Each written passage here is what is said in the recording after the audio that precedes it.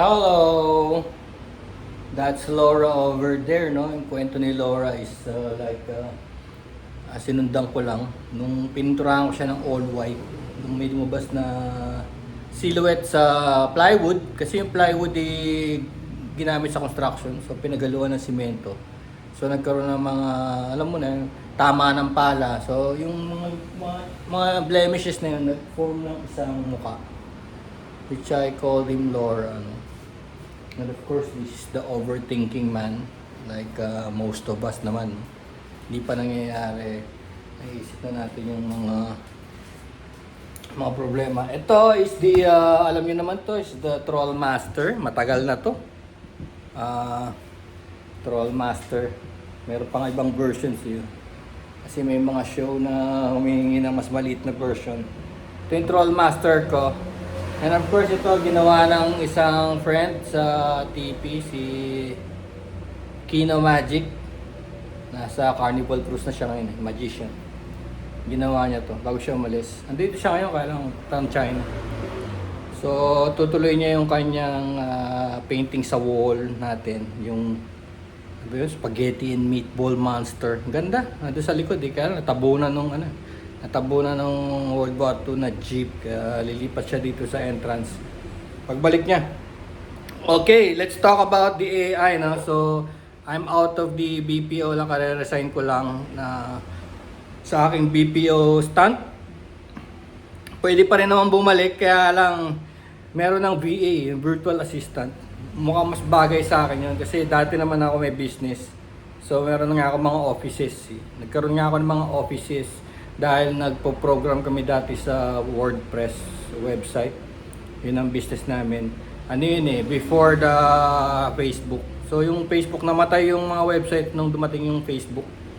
Kasi nagkaroon na ng power na mag-post ang mga tao. Dati para mag-post ang mga tao, kailangan nila ng taong kagaya namin. Mga talagang trabaho sa internet. No? Yun ang aming niche nun. So ngayon, let's talk about AI pala, AI. So sa BPO, naging 18 months ako nag-work sa BPO, madaling araw, no. Yung una kong account is like healthcare, 6 months calls. Pangalawa naman is email support. So doon nakita ko na as part of the industry, kasi yung company namin is hindi lang alam mo yung meron kami yung department para sa annotations. Ano yung annotations? Yung tinutulungan namin yung OpenAI na yung AI na ma-recognize yung mga bagay-bagay. Let's say stoplight. Stoplight, siguro pag binigyan mo ng picture yung AI ng stoplight, ay ng stoplight. Kulay red, ganito itsura. Paano pagka yung nasa side na, no? Yung side view na, nandito na sa gilid ng stoplight. Kunti lang nakikita sa red, no? Tapos hindi siya bilog kasi nasa side ka na So parang na siya, crescent moon, di ba? Yun, ina-annotate namin yan, tinuturo namin sa AI na stoplight pa rin yun. Nga lang, nandito ka sa area na to. Tapos, sa kabila naman. Or paano pag ma-recognize ba niya yung stoplight kung nasa likod siya ng stoplight? Walang ilaw. No? Yung tao ma-recognize yun, pero yung AI hindi.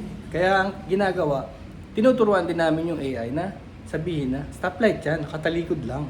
Nasa likod ka kasi galing, So, sabihin, tayo nagtuturo ng karunungan ng AI. Kaya lang nakakatakot sa AI. Sigurado mas matalino sa atin yan. Sigurado kung i-underestimate tayo niyan at sigurado kung paglalaroan tayo niyan. Dahil sobrang talino niya. Yung mga ginagawa natin na would take months, kaya niya gawin in hours. No? Gusto mong gumawa ng libro, gusto mong gumawa ng movie, 3D animation. Naalala ko nung gumagawa kami ng 3D animation, it takes months. Yung AI ginagawa lang in minutes, no? So, nakakatakot. This is not about work, no? This is about extinction talaga. Talagang pwede niya tayong manipulahin. Tsaka, alam mo, ang nagtitrain sa AI ngayon, di ba? Yung first stage tao, no? So, tayo, hindi natin uso Tsaka ang daming perang nag-pour in dyan. Sinasabi nila kung sino maka-handle ng pinakamalakas na AI, magro-rule ng mundo. Alam mo naman ng tao, di ba? Kaya nga tayo nagkakagera, nagpapatayan eh. Yun ang nature natin eh. Makalamang, whatever it takes. Pera. Pero yung pera, hindi na wala ka ng hangganan. Tingnan mo yung mga multi-billionaire, no? Multi-trillionaire. Pero, walang kakontentuhan at nag-i-invest pa rin sa AI. Nakakatakot kasi may kung sabihin nila kung hindi ako gagawa, sila gagawa. 'Di ba? 'Di ba kagaya ng mga countries, 'di ba? Countries naglalamangan, America, China, 'di ba? Kung ano-ano gumagawa ng mga war machines, tas AI powered na rin ang mga ano ngayon, mga gamit na pandigma, mga drones, mga submarines. Nakikita ko nga sa mga games na ginagamit, na i-introduce na sila yung mga machine gun na wala ng tao, AI na, nare-recognize ng AI yung mga bagay sa paligid, no? Annotated ng tao. Pag sinabing ganito itsura ng bandido, ganyan. Nakabalaklaba, ganyan, may dalang AK, gano'n. Eh, hindi naman lahat ng tao may nakabalaklaba at saka may dalang AK, bandido, no? O kalaban. So, doon nagkakatalo, hindi pa siya. Ngayon, in the next future, ang nagtitrain sa AI ay AI na rin. Pag itong first AI level na to ay naging magaling na, sa tingin na mga ilang tao, no? Ang magtitrain sa next generation ng AI ay AI na rin. So, ibig sabihin, mawawala na tayo ng parte. Sila si AI at AI na rin ang nag-uusap. Di ba? So, yan, nakikita ko dun sa aming email support. Yan, nagkaroon na rin kami ng AI na sumasagot sa email ng ibang tao at chat. AI na rin. So, hindi naman actually nabawasan ng tao kasi tinatawag nila pag AI, they call it an AI agent in the BPO industry. No?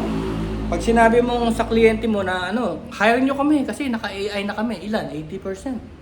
Percentage ang tinatawag. 90%, 100%. Ganun ang tinatawag nila. Pag sinabi mong 80%, ibig sabihin dapat nag-lay off ka na. Kasi ang tawag nila sa isang AI agent ay isang agent na tao. Yun ang katumbas niya. Hindi pwedeng may AI ka na, tapos may tao pa rin. Ibig sabihin, side by side kayo ng AI. Di, dagdag gastos. Kasi ang laki nga ng gastos ng pag-produce ng AI, tapos may tao ka pa rin dito. So gagawin nila, aalisin nila yung tao, papalitan ng AI. Kaya sinasabi nila, mas magaling ang AI kaysa sa tao. So ganoon ang nangyayari ngayon sa industriya. Hindi lang basta work yan. Tapos yung AI, kilala na nila tayong lahat. Kilala nila tayo kahit na gumawa siya ng biography tungkol sa'yo or hanapin ka niya kung nasan ka. Alam na rin niya kung saan ka bumibili, yung mga shopping, Lazada, di ba? Alam na niya kung ano mga binibili mo at kung kailan ka bumibili. Alam niya kung kailan ka oras magtuto sa gantong bansa dahil bumibili ka ng tickets, di ba? Saan ka naggagasolina, dahil nagbabayad ka ng cards dun sa mga gasoline station. Saan ka nagmo-move, sige, nakikita ka ng mga CCTV, no? Kilala na tayo ng AI. Ang mga kaibigan natin, pamilya natin, kasi nasa Facebook yan, di ba? Kung sino mga kachat mo, di ba? Tsaka yung level. Tsaka yung AI is multi-language. Sabihin kahit na ano pang sabihin mo, i-interpret niya. Ang bilis. Kita mo yung mga songs na ginagawa dun sa Suno na magbibigay ka lang ng konting keywords or konting lyrics and later ang gagawin na niyang music. Depende sa tempo na gusto mo. Gusto mong gawing love song or hip-hop or rap. Maya-maya, andyan na. At napakaganda. Pwede mo talagang sabihin na natin, pwede ka maging artist pag kinanta mo lang yun. Kasi original hindi may hit ng copyright dahil original naman talaga sa'yo. So, yun ang mundo ng AI ngayon. Kasi nag-aaral ako nga ng AI-powered Google Ads ngayon. So, habang nag-aaral ako, based dun sa BPO experience ko and then dito sa Google, pag-aaral ko ng Google Ads, nakita ko na talagang oras na may sinearch ka sa internet, especially products, hindi ka niya natitigilan hanggat di ka nakakabili. Ganun yun. Kaya napapansin nyo, pag nag-search kayo ng isang product, let's say, solar panel, tapos kahit saan kayo magpunta sa internet, lumalabas yung solar panel, di ka pa kasi bumibili. Solar panel dito. Tapos hanggat sa isang linggo na, kinukulit ka ng kabibili ng solar panel, bibigyan ka na ng malaking discount. Sabi niya, 50% off, buy one take one, bumili ka na, para utang na loob na, bumili ka na. Kasi mas makulit ang AI kaysa sa tao, dahil ang AI, wala namang pakiramdam yan, tsaka walang kapaguran. Hahanapin ka na talaga na pipilitin kang bumili kasi sinearch mo eh. So, pati yung mga search patterns, di ba? Nakikita mo, nalalaman nila kung ano yung mga hilig mo sa buhay, gano'n. So, yan ang mundo ng AI. Talagang get ready. Parang yung sa movie ng yung Terminator 2 Judgment Day, yung kay Arnold Schwarzenegger. Kasi nasa military na rin siya eh. Hinahayaan nila na mag-decide yung yung AI.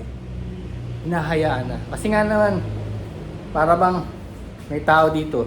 Sabi niya, sige, pag critical yung decision lang ng tao. Eh yung tao, di ba? Alam mo ang tao, hindi naman perfecto ang tao eh. Magaling, sometimes yung tao magaling siya pag habang in the 20s to 30s, no? Or 40s. Ganyan, magaling siya mag-desisyon. Pero pagka, let's say, sabihin na natin pa senior na, no? May mga sakit-sakit na. Hindi na rin tama yung decision eh. So, ibig sabihin, in every stage of ng isang tao, may problema rin. Pag sobrang bata, no, mapusok, no? Kasi iniisip, barkada, gimmick, hindi naman din pwede mag-decision yun, no? Love life, no? Chicks, beer, alak, ganyan, bisyo. Yun yung mga iniisip nila eh. Pag later on in life naman, ano ang iniisip nila? Health, no? Kumita ng malaking pera, ganyan. Pinoproblema yung lahat. So, iniisip nila, ma-obliterate yun kung AI na ang magdidesisyon ayon sa pattern na binibigay ng tao. This is global din kasi.